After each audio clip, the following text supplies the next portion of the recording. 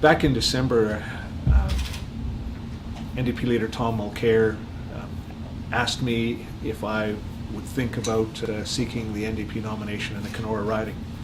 This was after I had done some work for him related to the Ring of Fire and all of the issues surrounding the Ring of Fire. I told him at the time, I said, I want to talk to people, I want a chance to consult with First Nation leaders, a chance to consult with municipal leaders. So I've spent a fair bit of time over the last 4 months doing some of that. And I'm simply here to say, after thinking about it, after talking to a lot of people, I'm very proud and pleased to announce that I am going to seek the NDP nomination in the riding of Kenora for the upcoming federal election, and to do all the work that entails.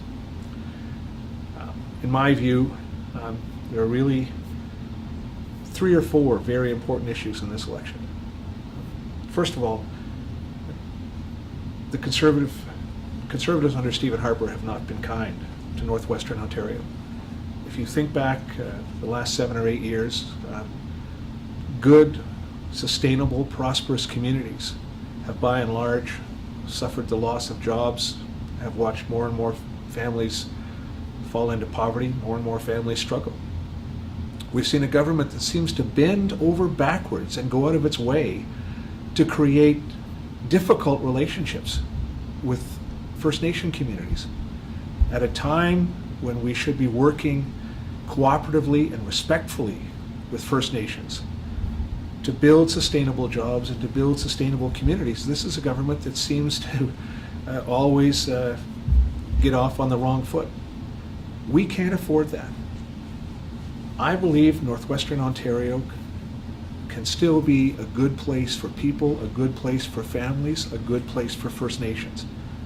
But we have to create an environment where we work together, where we work respectfully.